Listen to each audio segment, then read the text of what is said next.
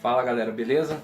Meu nome é Davi Oliveira, esse é o canal Vitrola Metal e a dica de hoje do canal é Queensryche, mas não o Queensryche que conhecemos dos anos 80, dos anos 90, de clássicos como Rage for Order, Operation Mindcrime, Empire, mas o Queensryche de hoje. O Queensryche que ressurgiu através das mãos do novo vocalista da banda, chamado Todd La Torre. Roda a vinheta e vamos falar um pouco mais sobre isso daí. Valeu!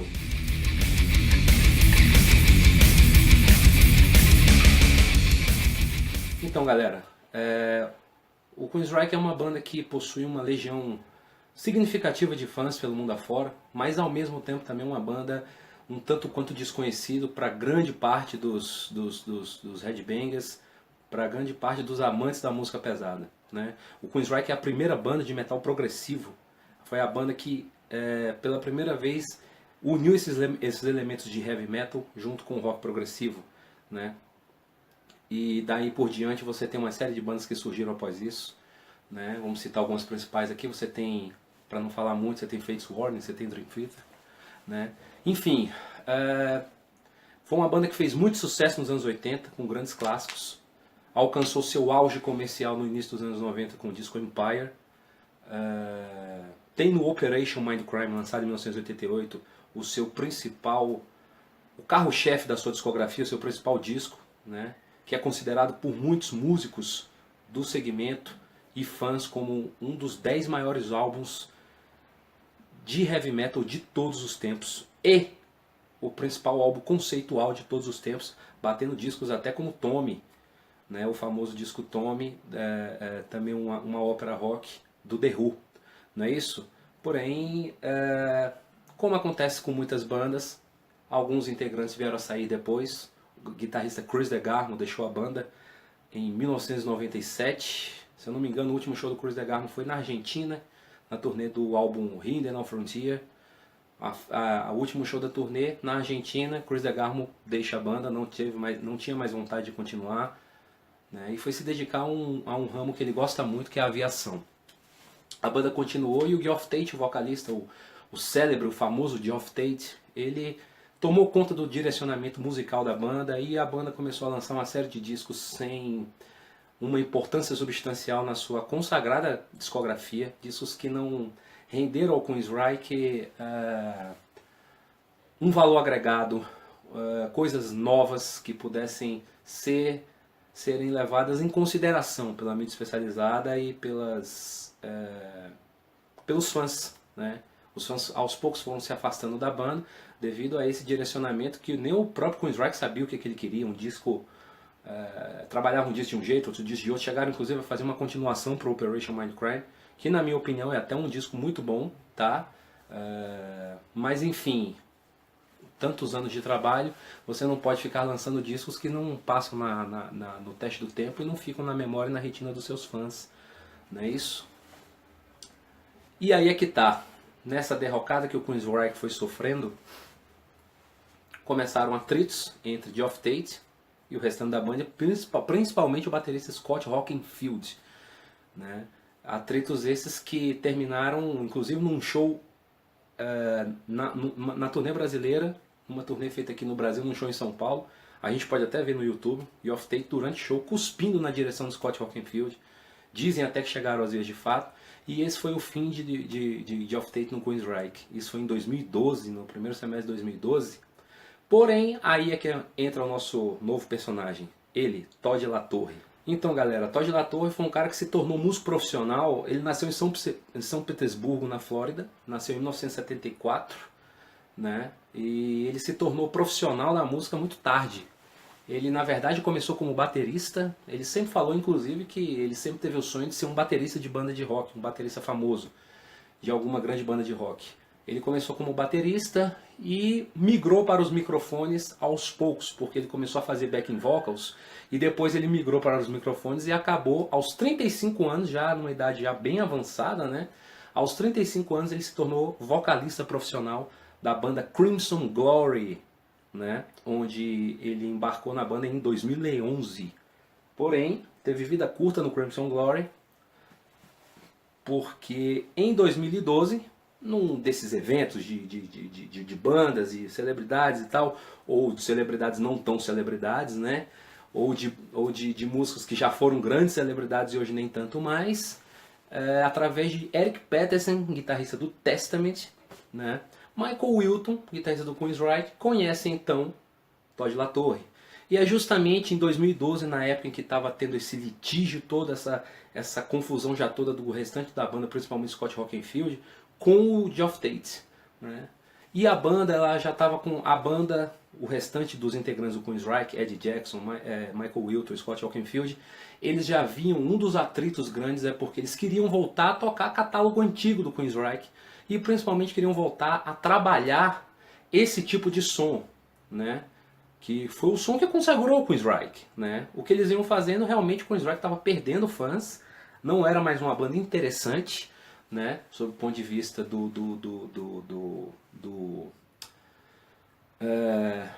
do círculo da música pesada, do heavy metal, do prog metal, etc. Já não era uma banda já muito interessante. O Geoff Tate fazia a questão absurda de tocar essas músicas desses discos da era pós-The Garmo, esses discos que os fãs nunca engoliram, a verdade é essa, né? Você salva uma música ou outra ali de algum desses discos, né?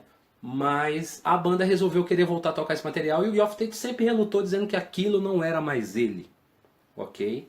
Aquilo não era mais ele. Chegaram até a fazer uma turnê comemorativa ao Rage for Order, que completava 30 anos, ou era 35 anos, agora eu não me recordo, vocês me desculpem. Né? Fizeram uma turnê comemorativa que tocava um disco, mas claramente acredito eu que um dos motivos do Geoff Tate relutar tanto em tocar essas músicas é porque o Geoff Tate não tinha mais condições físicas, condições vocálicas de reproduzir músicas que tinham um registro tão agudo, né? E ele não tinha mais condições de reproduzir aquilo.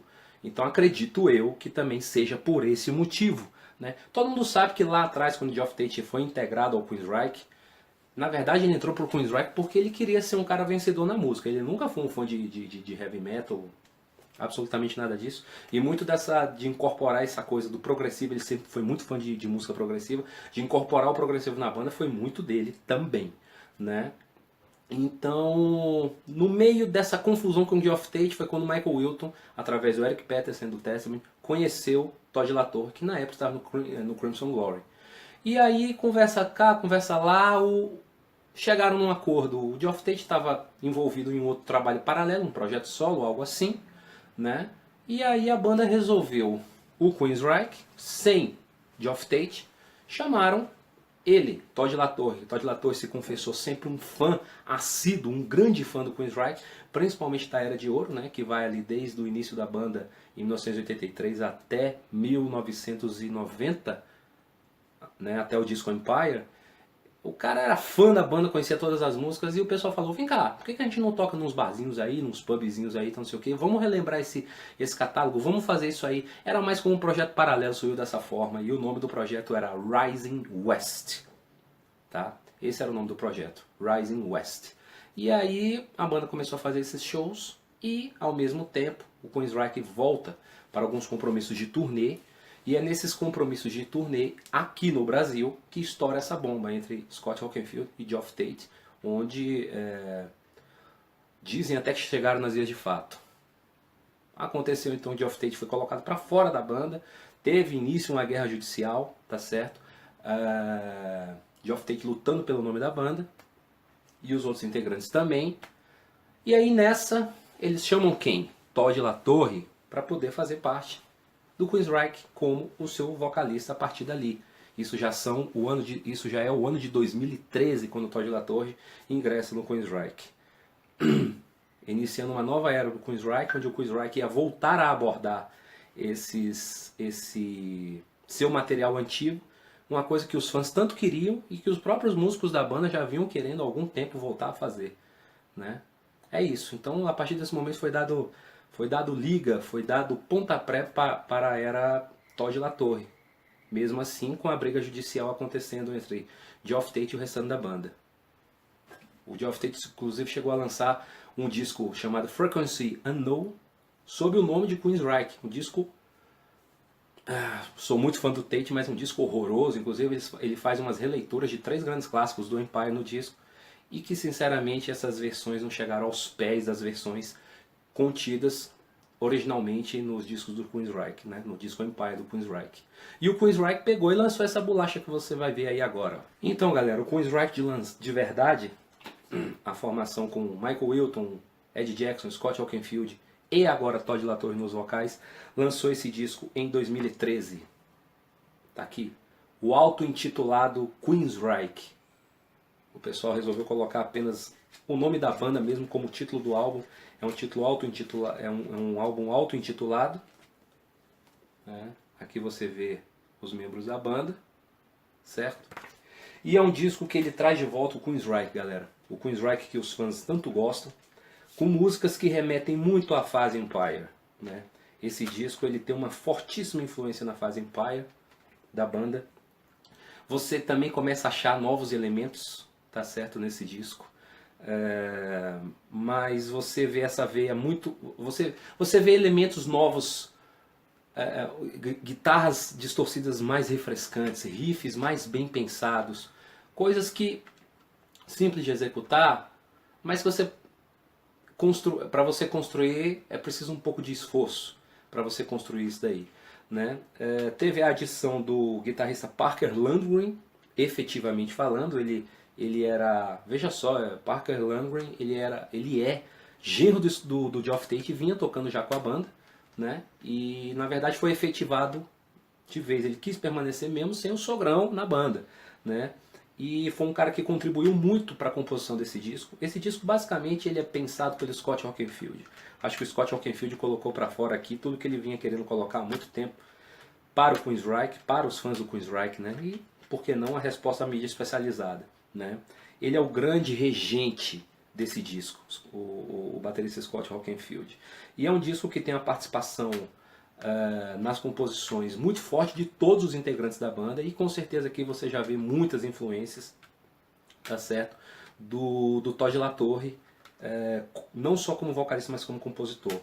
É importante sempre dizer que o estilo do Todd La Torre ele é muito semelhante ao de Geoff Tate. Provavelmente por isso ele próprio é tão fã da banda, tão fã do Geoff Tate, e provavelmente por isso também que a banda se encantou tanto em chamar o cara para poder dar continuidade e ressurgir com o Queensryche, né? Porque uma banda como o Queensryche merecia ressuscitar, né, pô? Merecia levantar do caixão, não é isso? Então foi esse aqui, Queensryche de 2013, o primeiro trabalho da banda sem Geoff Tate. O primeiro trabalho de uma nova era que começou para o Queensryche em 2013. É um grande disco, muito bom disco, vai. Ele é um muito bom disco. Não é um disco grandioso, mas é o primeiro disco de uma nova banda, galera. Então, você está trabalhando ali em composições, arranjos, com um guitarrista novo, você está recebendo uma nova voz da banda. A banda passou 30 anos com a mesma voz e você está recebendo um novo cantor na banda, com novas ideias, querendo mostrar trabalho. Então, na verdade, o primeiro disco, ele geralmente sempre vai ser algo de adaptação. Mas o Queensryche passou no teste em 2013 com esse disco. Mas aí veio o segundo álbum, em 2015. Aí sim, galera, em 2015 o Queensryche chega com esse petardo. Condition Human. Essa capa aqui é até meio Dream Theater, né? Meio Pink Floyd e tal, sei o que. Esse disco é, sem medo de errar, absolutamente incrível, galera. Incrível, incrível. Aqui você vê um Todd La Torre mais ambientado, querendo mostrar mais ele na banda, mais ele mesmo, do que necessariamente querer não deixar os fãs esquecerem de Off Tate, tá certo? É um vocalista mais versátil, cada vez mais presente nas contribuições. Esse disco aqui já é um disco que o Michael Wilton mais que tomou as rédeas do projeto, no sentido das composições. Esse disco tem uma música chamada I9, que inclusive é a autoria solo do baixista Ed Jackson, que era um cara que não fazia muito isso, provavelmente, na época do Tate. Tinha os caras que deviam compor e tinha os caras que não deviam compor. E claramente nessa nova fase do Queensryche, todo mundo tem direito de participar, né? Tanto que não existe diferenciação nos trabalhos entre o Michael Wilton e o Parker Lundgren. Eles trabalham juntos, compõem juntos, tá certo?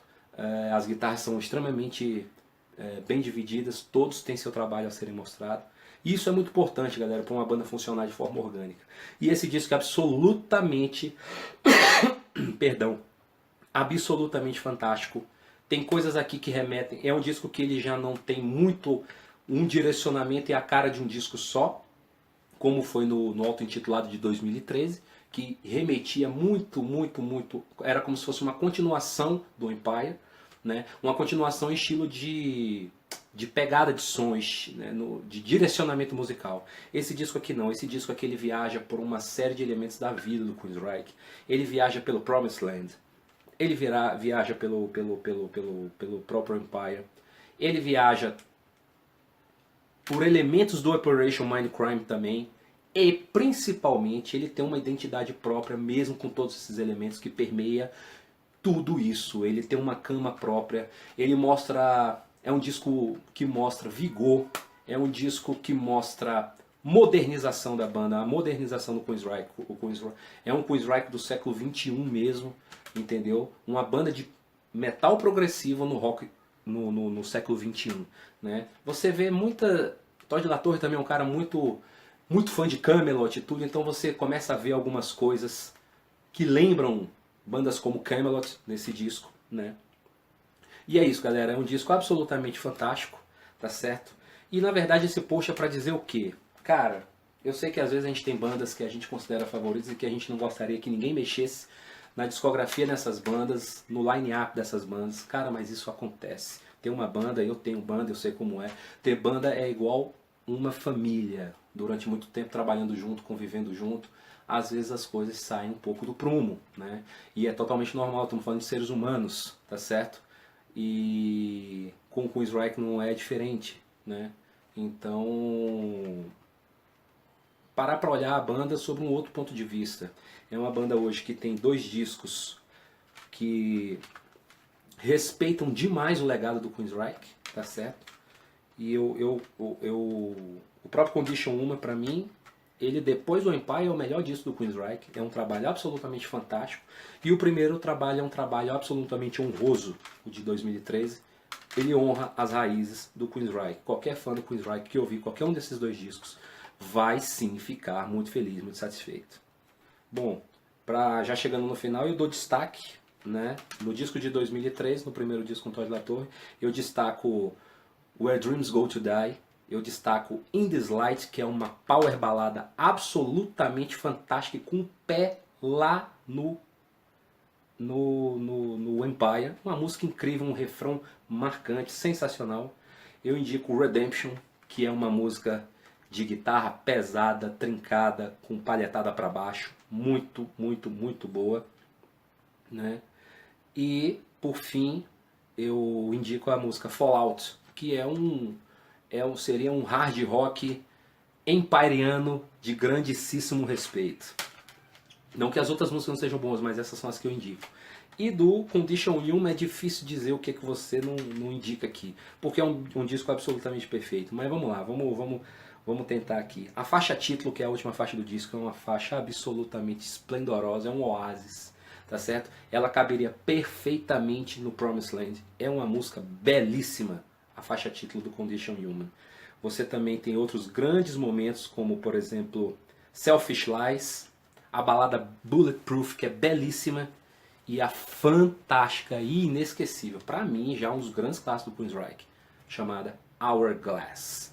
Então galera, vale a pena o confere nesses 2 discos, vale a pena o confere na nova fase do Queensryche, com Todd La Torre nos vocais, tá certo? Vale muito o confere. Lembrando que agora em março, 1º de março, sai o novo disco do Queensryche chamado The Verdict, né?